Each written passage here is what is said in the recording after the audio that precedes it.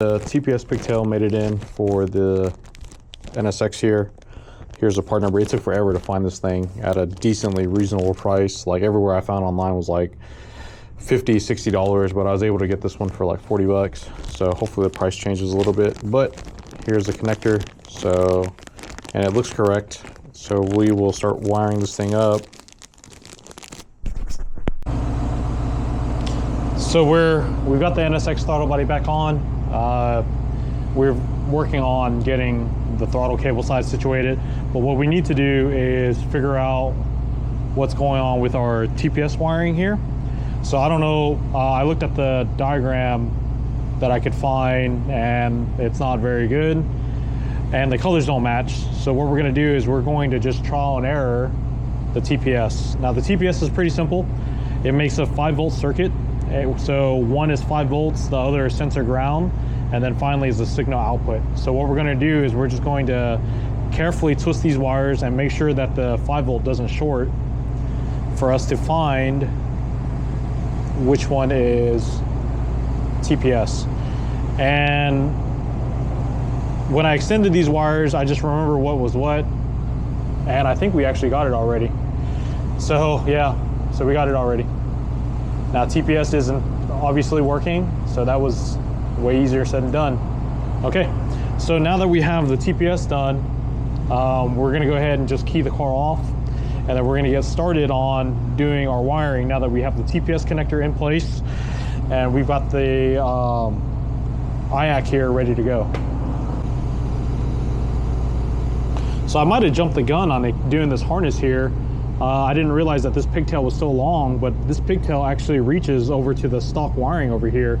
So I could cut this off and then just make it its own harness right here real quick and then be done with it without having to jump back and forth. I mean, we'll obviously have to deal with the this side of it, but yeah, that's what we'll do. We'll just kind of cut it off.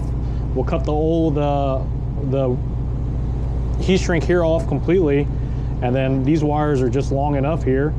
And then from there, we can just hit this side with our regular old braided stuff, and then we're done. So that's easy.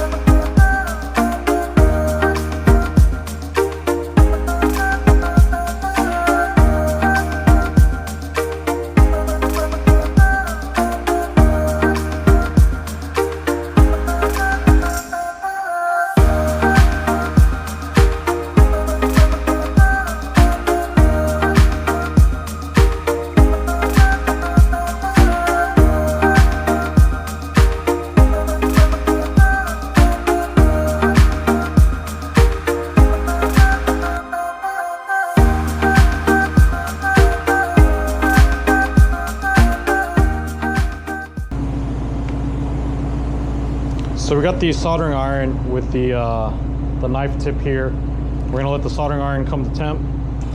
And what we're going to do is, we've got the heat shrink here.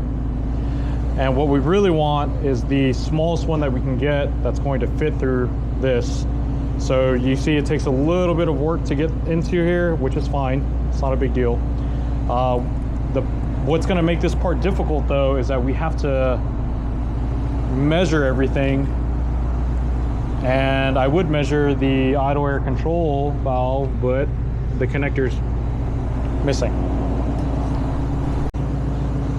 Okay, all right, so the idle air control valve fell to the ground. Our soldering iron is up to temp, I think. Let's actually turn this up, and we're gonna measure this. And keep in mind that we're gonna keep a little bit loose because we have to make sure to remember that we've got the heat shrink's gonna go on it. So we're gonna measure to right about here. Grab our hot knife. Just give it a nice quick cut. Now, once you cut it, you want to spread it as fast as you can, otherwise it's going to melt. It's going to get stuck to your stuff and you'll get strands like this, and if you do, you just go back with the hot knife and cut it. All right, that side's done. Now we're going to take the this is the 5/16 and we're going to cut it basically in the middle, and we're going to go ahead and slide it over each end of the harness. Actually, what we're going to do is slide it both down here because we got to make these connections still. So that side is done. Let that hang out for a second. And same deal, we're just going to strip these a little bit on the long side, about half an inch or so, I'd reckon.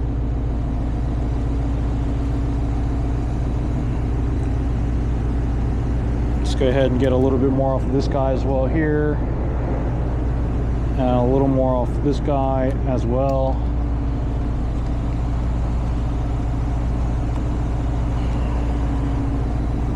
And we got our heat shrink here.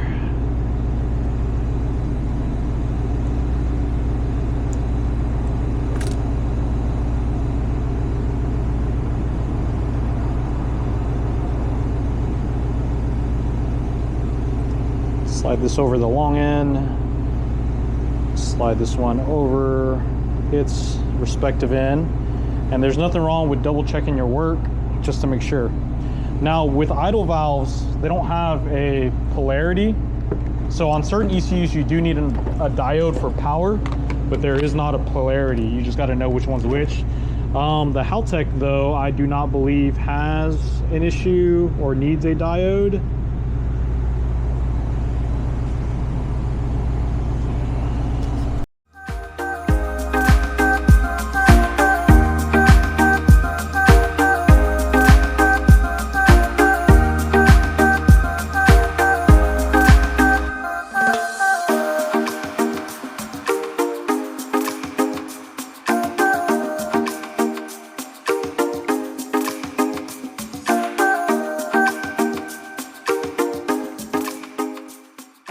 All right, so I screwed up, no big deal. We're gonna see if we can depin this. Oh yeah, we can easily depin this guy. Boop, 1 and 2.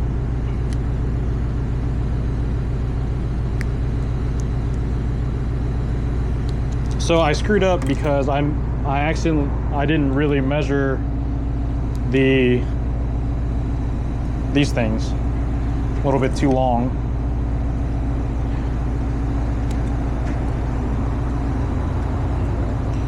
So I cut that down, slide it back through. It just goes to show you still make mistakes.